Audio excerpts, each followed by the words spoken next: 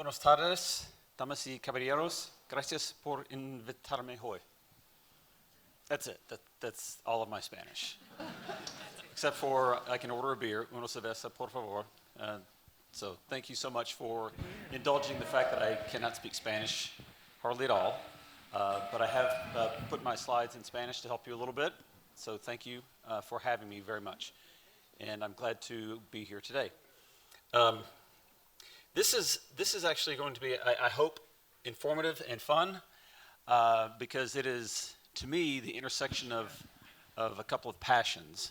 So for this conference, the passion obviously is banana production and exports for Ecuador.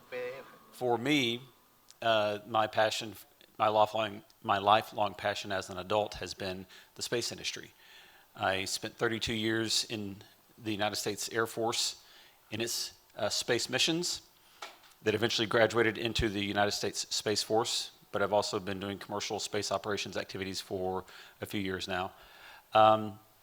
And what I hope to leave with you today is that there's actually a opportunity for these two economies, the agriculture, banana industry economy, and the space economy to work together to advance economic development for not just the banana industry, but for Ecuador as a nation.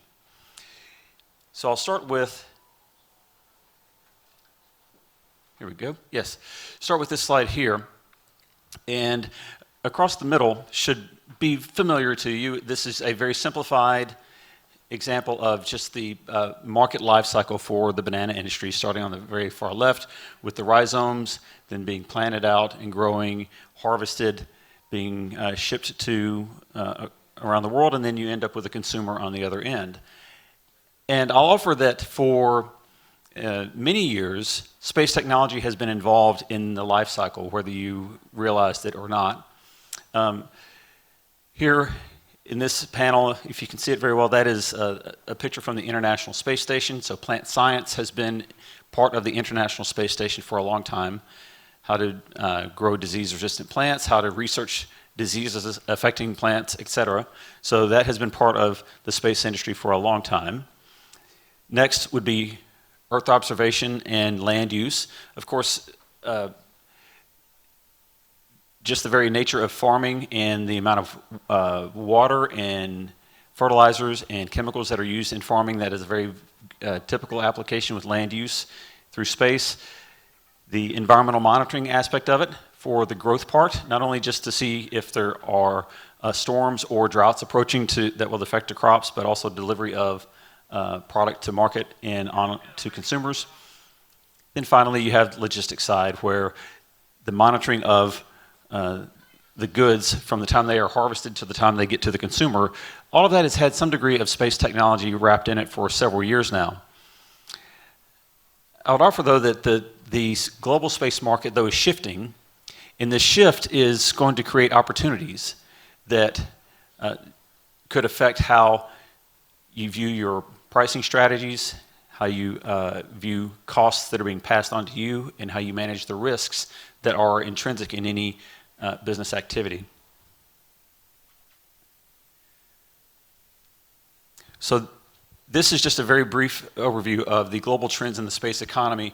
Last year, the around the world space industry generated about $600 billion US across all markets, all types of activities.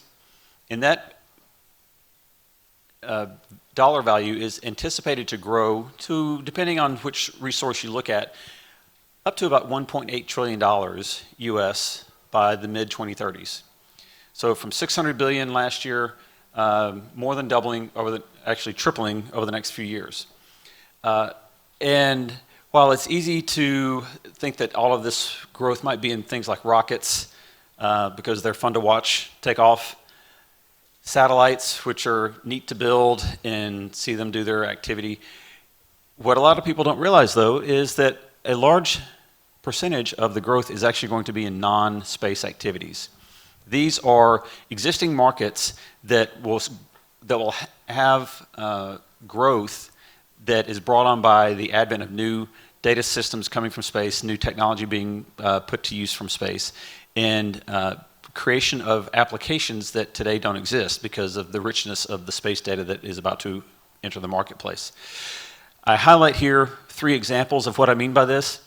By contrast, things like satellites and rockets, defense use, civil use, these will grow at about 7 to 9% over the next 10 years, but the agricultural applications will grow about 17%, logistics will grow about 14%, and telecommunications will grow about 12% over the next 10 years, all from this emerging space economy, brought on really by the miniaturization of space hardware and the commoditization of launch that has occurred over the past 8 to 10 years.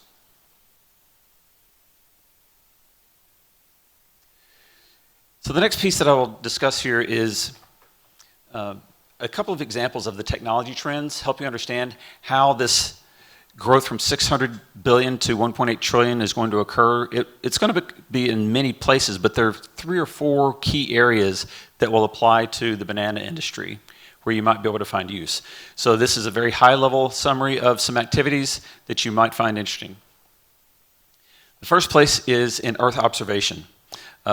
When I started out in the space industry in the early 1990s, there really were just 2 providers of land use imagery that didn't belong to a national intelligence service. The French had a satellite called SPOT, and the United States had a satellite called Landsat, and these 2 satellites took pictures of the Earth, and the governments would sell or give the imagery away for research purposes. So the problem with these 2 platforms was, number one, there was just a very few number of the satellites. So the ability to revisit a particular spot on the surface of the Earth was pretty low. Second, the resolution, meaning the ability to discern objects in the picture, the resolution was pretty low. So for SPOT, you could see in black and white imagery about 10 meters resolution, and in the multispectral bands, it might be as bad as 30 meters, 20 or 30 meters, 20 meters of multispectral resolution. So you could do certain things like see very large areas of landmass, identify cities, identify major structures in the cities, but you couldn't see with enough specificity things that might be useful for managing farms, managing logistics activities at harbors and things like that. Now, if you contrast that with today, there are many Earth observation companies available, and I've listed a few of them here. These companies are putting up hundreds of satellites of various sizes and various capacities, and because you have so many of these satellites, you end up with a higher revisit rate. So if you wanted to take a picture of a particular plantation, a particular farm, you will have multiple opportunities on a single day and multiple opportunities on consecutive days to monitor what's going on. So not only do you have many satellites overflying the farm or the harbor or the production center, you also have varying resolutions and various spectral bands. So remember up here where the resolution might be 10 to 20 meters, now we're at a point where the resolution is on the order of a half meter to 30 centimeters. You can also see in, like the name mentions, multispectral and hyperspectral imagery. So many spectral bands that give you indications about soil condition, disease, health, things of that sort. But you also have the ability for other passive monitorings. So you can listen for signals in space, and I'll give you an example of where that's useful in a moment. But you can also use active sensing, where we emit radar waves off of a satellite, bounces off the surface of the Earth, and you measure the returns, and that gives you some new information that you didn't have before. So the point here is that Earth observation technology is now capable of multiple revisits per day, and in multiple phenomenologies that yield you better data, more quality data.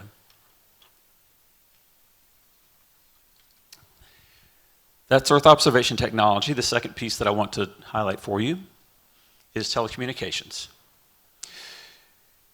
Again, going back just a few years ago, the historical example of space-based telecommunications were large geostationary satellites. Geostationary is just a fancy term that we use in the space industry that highlights the fact that the spacecraft is about 37,000 kilometers above the surface of the Earth. And at that altitude, the spacecraft appears to be hovering over a fixed location on the Earth. So you could have a telecommunications satellite sitting on the equator over Ecuador, and at 37,000 kilometers in, it would not appear to move relative to your position on the Earth.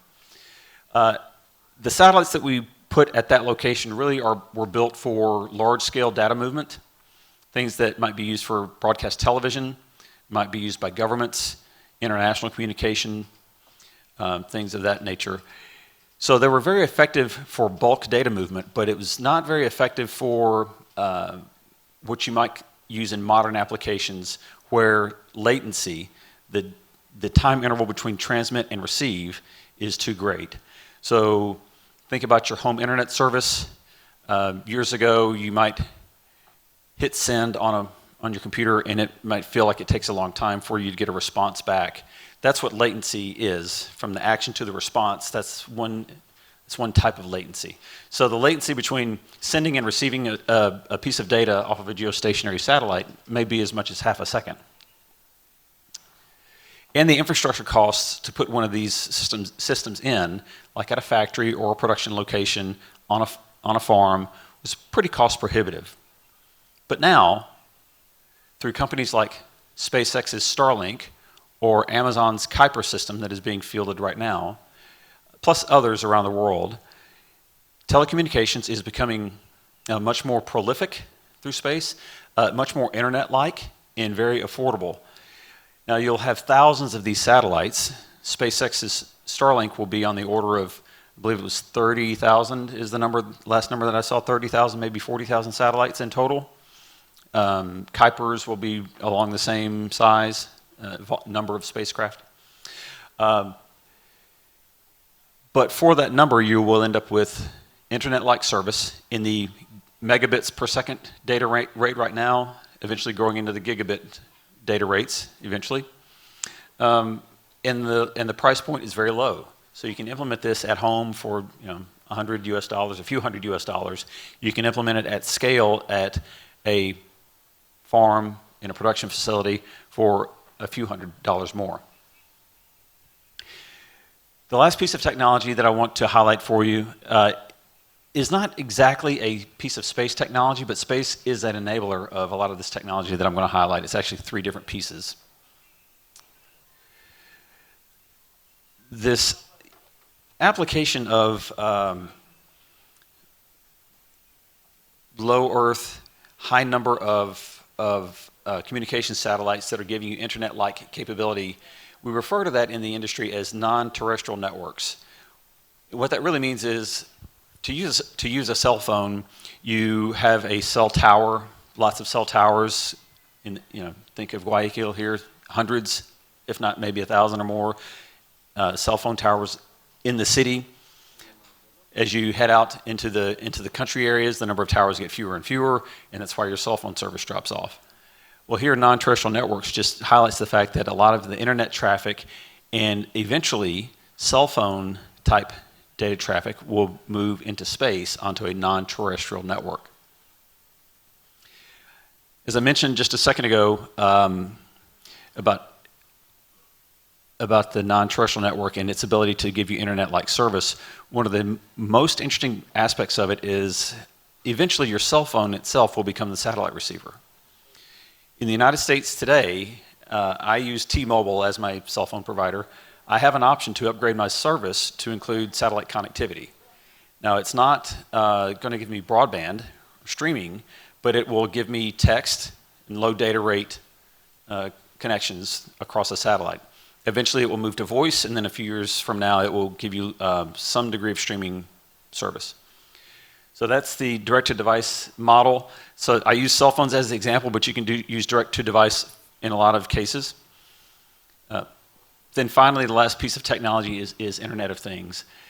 If at your home you have, say, a smart device of some sort, whether it's your refrigerator or a Alexa home device that listens to you, a security camera, an internet security camera, that is an Internet of Things device. The technology for IoT is just unlimited. You can build a IoT device for just about anything, but if you think about your home application where you have to take that device and connect it to your home network before it connects to the internet, now IoT can instantly move right into space across these communication satellite networks. So the visual here on the far side, you start at the farm level, and the blue circles represent various IoT devices that are passing information either across a terrestrial network or a satellite network, and there may be an intermediate controller that is routing the data, depending on what's the most optimal route.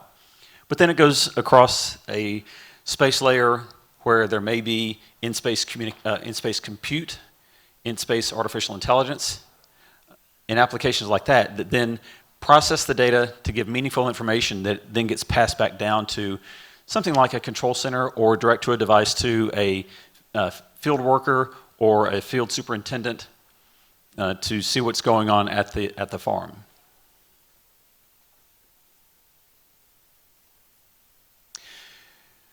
So using those examples, if we go back to the first piece of information that I gave you, that first example of the market life cycle, the top part here stays the same. This life cycle doesn't shift much. But across the bottom, you see that this part of the graphic has shifted. Because now you have richer data, it's more abundant data, and it's nearly continuous across a lot of phenomenologies. This then is leveraged through consistent connectivity, affordable connectivity, and is processed through Internet of Things, through advanced compute power, through artificial intelligence, and so forth.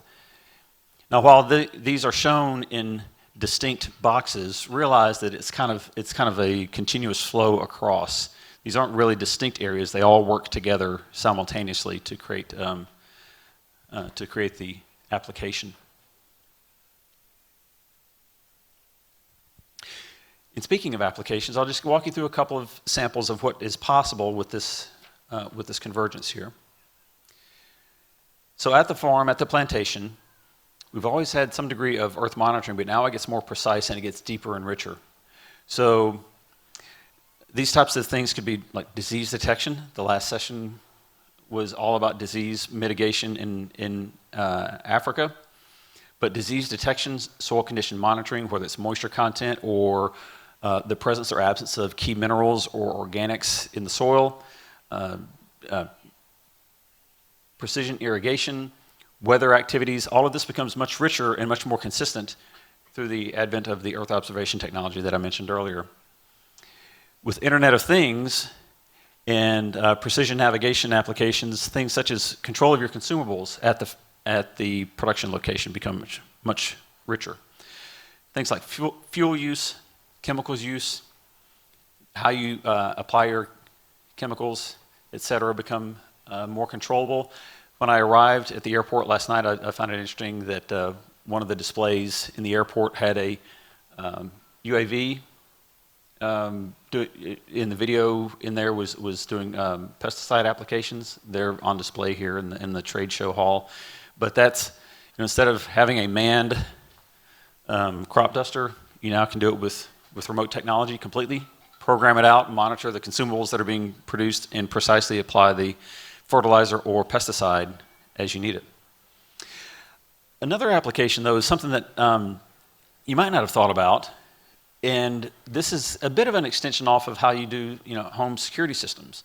Now, with this Internet of Things capability, security and protection of the farm becomes a lot more practical. Things such as intruder detection, theft detection or damage, or even something else that affects farms around the world. Certainly it happens in the United States in national forests and in some farming applications, and that's narcotics indicators. So this is what in the business we call pattern of life analysis. So you know that your farm is in a certain condition, and over time you're watching it and you see something that looks peculiar. You can eventually monitor it with radar, you can eventually monitor it through signals, and you see that there's somebody there who is doing some type of production that doesn't look right to you, and you collaborate with law enforcement, and you can do counter narcotics with this mixture of technology.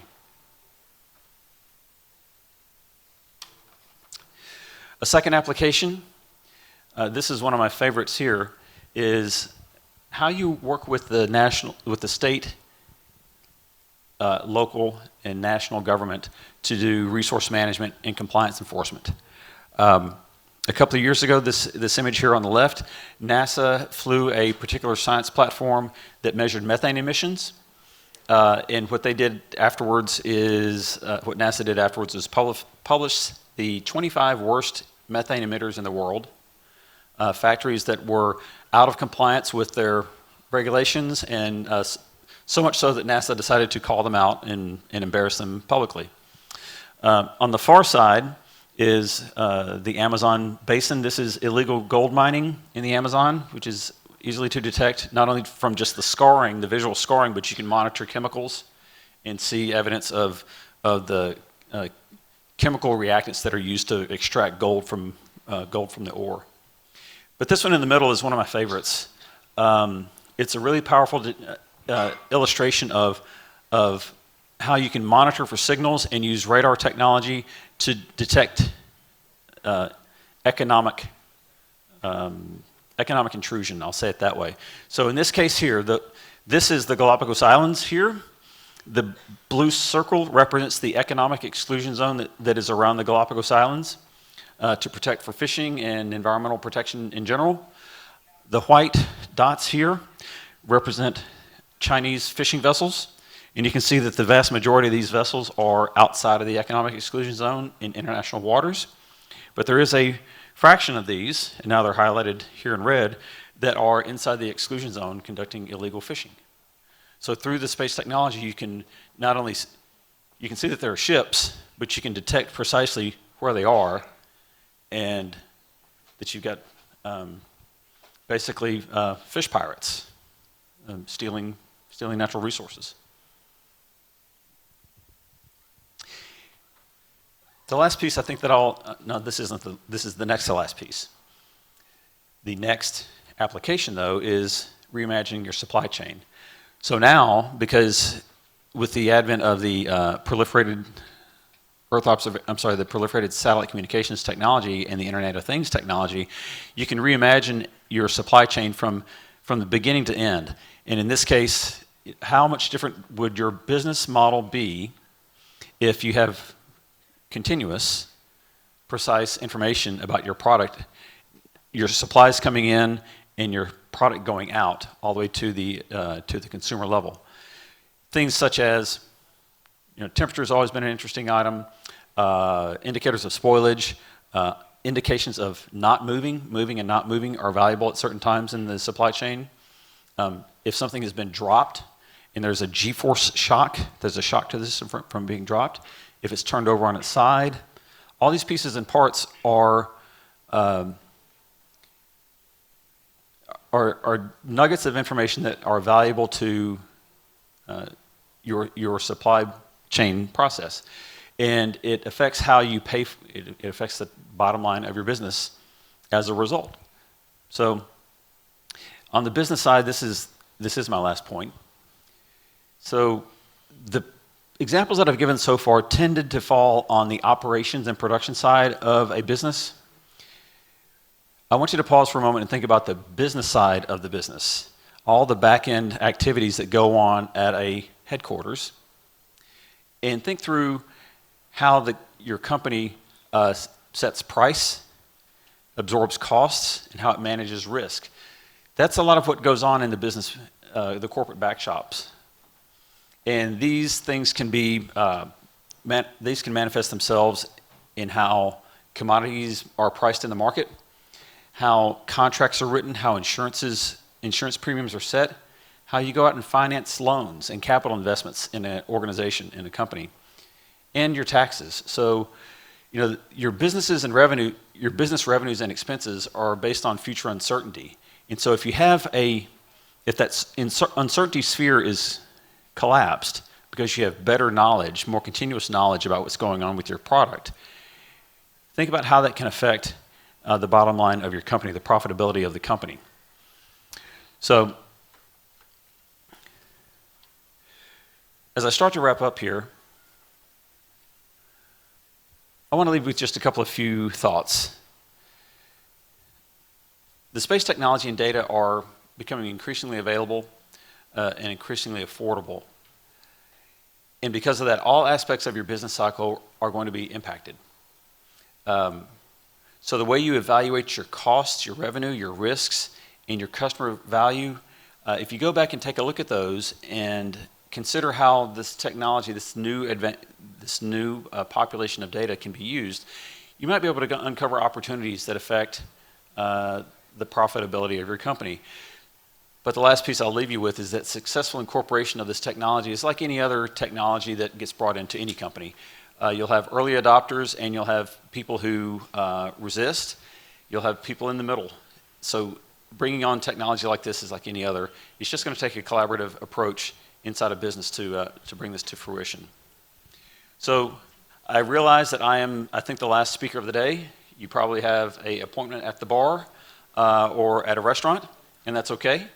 But if you would like to ask a question or two, I will be glad to take a question.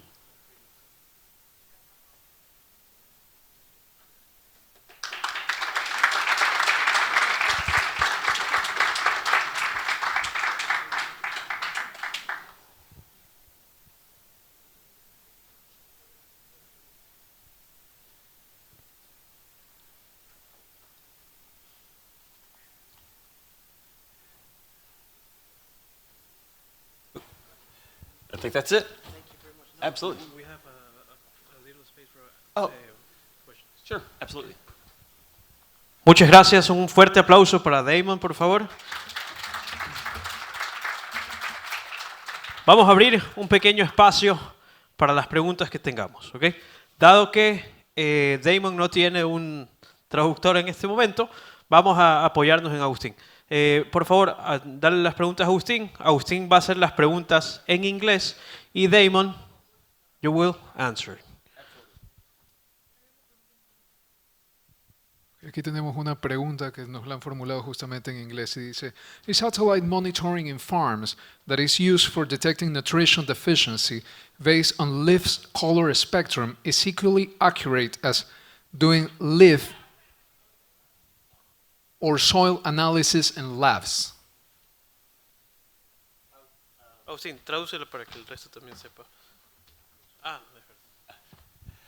I think I understand your question. I think it was, is one replacing the other, or are they complementary? Is that what is being asked?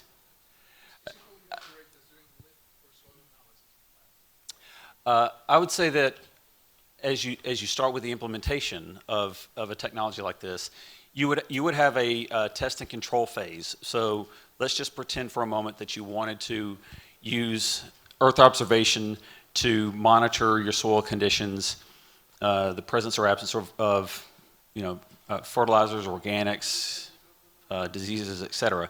You would have a period of time where you would do some in situ observation to validate the quality of the data that you're getting to make sure that it's accurate enough.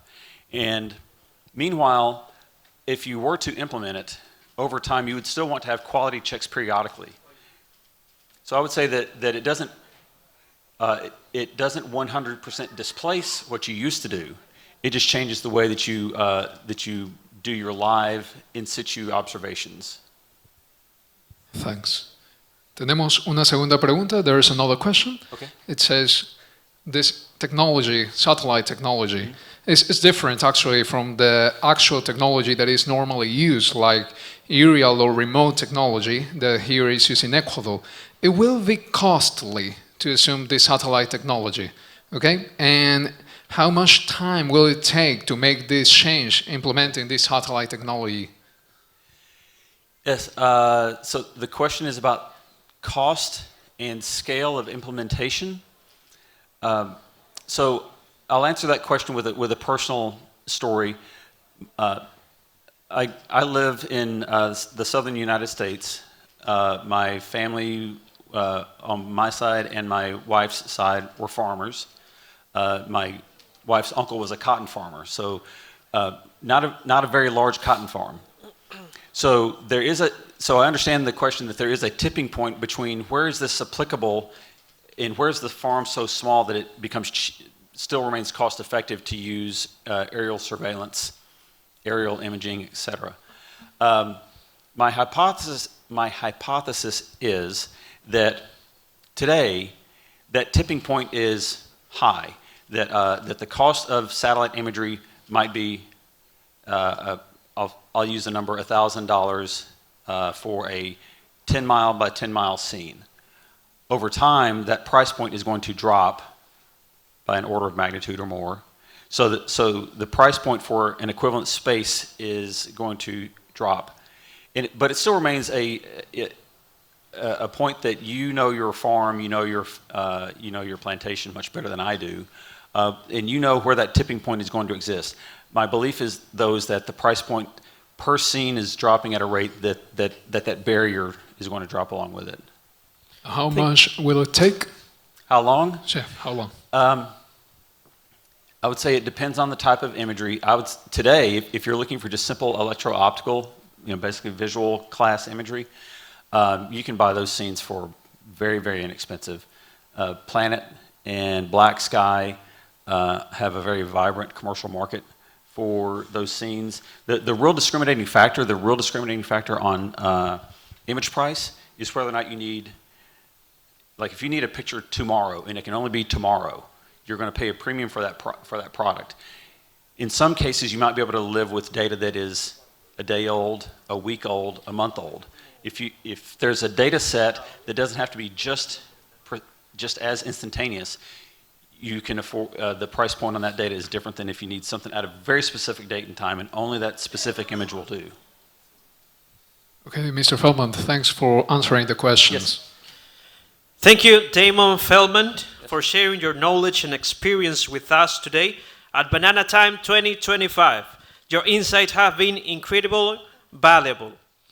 On behalf of the Ecuadorian Banana Exporter Association, we will also like to present you with a small gift as a token of our appreciation. Thank you again for being part of this panel. It's been a real honor.